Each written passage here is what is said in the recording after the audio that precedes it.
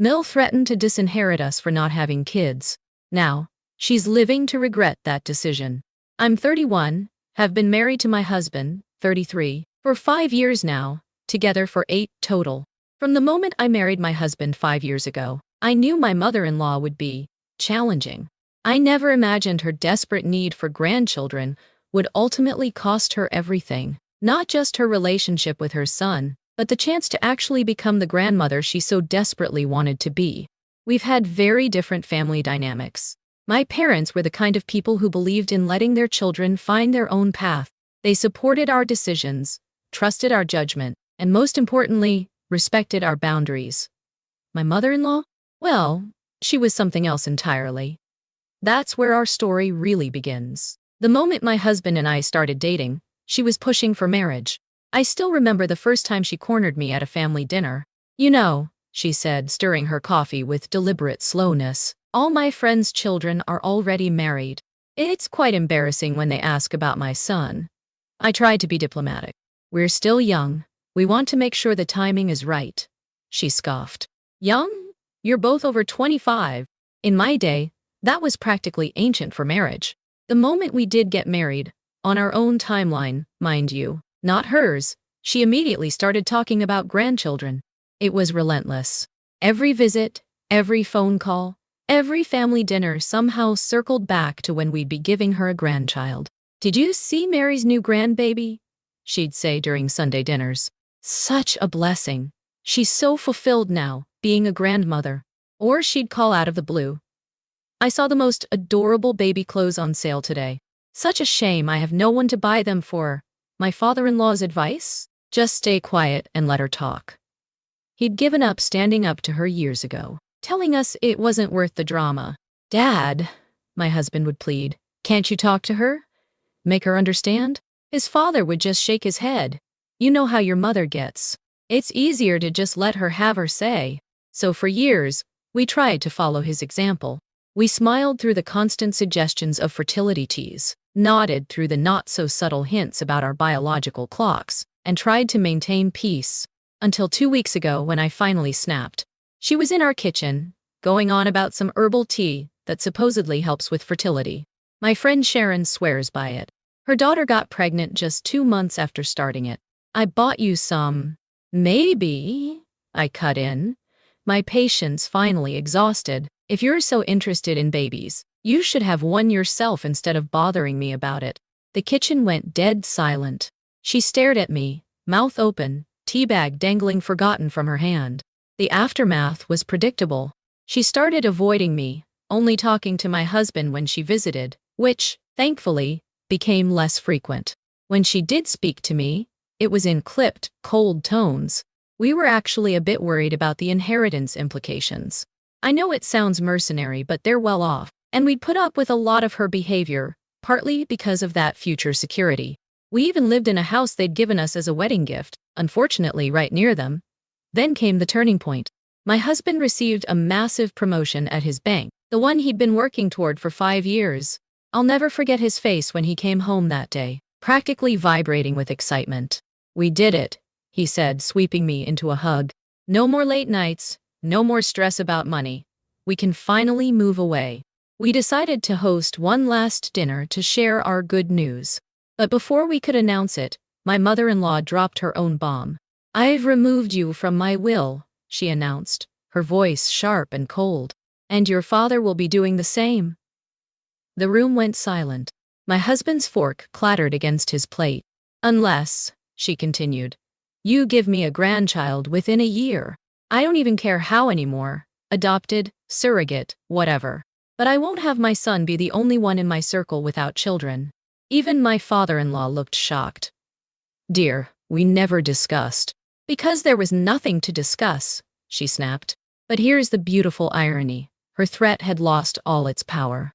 With my husband's promotion, we didn't need their money anymore. We were free. I couldn't help but smile as I told her about my husband's promotion. "Actually, we have some news of our own. Your son just became the youngest senior manager in his bank's history." The look on her face was priceless. Her successful son, who she'd always criticized for not doing enough, was now going to be in a prestigious position with people working under him. and she just threatened to disown him. She tried to backtrack immediately, plastering on a fake smile. "Oh, darling, that's wonderful. You know, there's no rush about the grandchildren.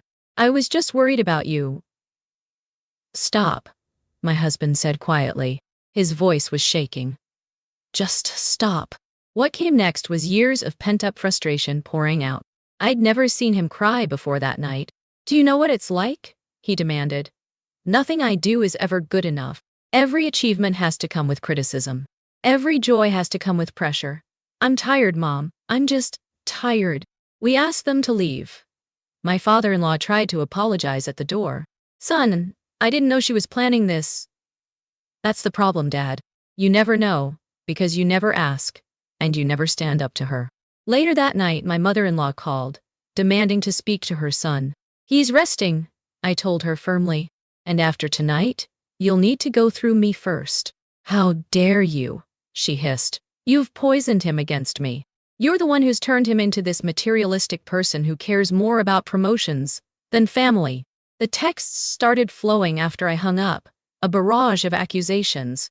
According to her, I was to blame for everything, for not marrying sooner, for not having children, for making her son materialistic. But we knew the truth. We'd stuck around out of duty and responsibility, not just for the inheritance. Then came the most beautiful twist of fate. A few days after all this drama, I was feeling unusually emotional. On a hunch, I took a pregnancy test. As I watched those 2 lines appear, I started laughing, a slightly hysterical, overwhelmed laugh. "Honey?" my husband called from the other room.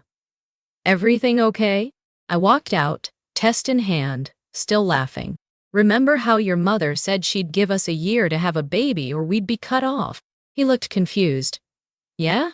Well," I held up the test. "Turns out we didn't even need a month." His eyes went wide. "Are you serious? We're pregnant." "Yes." He swept me up in his arms, both of us laughing and crying. After years of her pressure and manipulation, we were having a baby, just as we were cutting her out of our lives. The timing couldn't have been more perfect. Of course, she tried to force her way back in. She showed up at our house unannounced, practically hysterical. "You can't move away," she screamed, throwing herself between my husband and the door. "I won't allow it." "You're my son, Mom," he said firmly. "I'm calling Dad to come get you. If you show up here again, I'm calling the police. You wouldn't dare try me." We're moving to a new house now, starting fresh, and preparing to welcome our child into a peaceful home, far from my mother-in-law's toxic influence. She'll never know about this grandchild she wanted so desperately. Her own actions ensured that. Sometimes the universe has a peculiar sense of justice. She could have had everything she wanted if she'd just been patient and respectful. Instead, she'll have to live with the knowledge that her controlling behavior cost her not just her son, but the grandchild she always dreamed of. Last week, I was sorting through some old photos, getting ready for the move, when I found one from our wedding day. My mother-in-law actually looked happy then, before she let her obsession with grandchildren poison everything. "Do you think we're doing the right thing?" I asked my husband, showing him the photo. He looked at it for a long moment. "You know what I think about when I see this picture? How she spent our entire wedding reception telling everyone who would listen that we'd better give her grandchildren soon." He put the photo in the box marked, "Storage." "We're not just doing the right thing for us anymore. We're doing the right thing for our baby." He placed a hand on my still flat stomach. "This little one deserves better than what I had growing up. No pressure, no constant criticism, no emotional manipulation. Just love and acceptance." I covered his hand with mine. "She could have had everything she wanted if she'd just learned to let go a little." "That's the thing about my mother," he said with a sad smile. "She never learned that the harder you squeeze, the more slips through your fingers." We're focusing on our future now. My husband's new job, our new home, and our growing family. It's bittersweet in some ways, but mostly just sweet. Sometimes the best family is the one you choose to create, not the one you're born into. And somewhere across town, my mother-in-law is probably still complaining to her friends about her childless son, not knowing that she'll never meet the grandchild she wanted so desperately. Life has a funny way of working out sometimes, just not always the way you expect.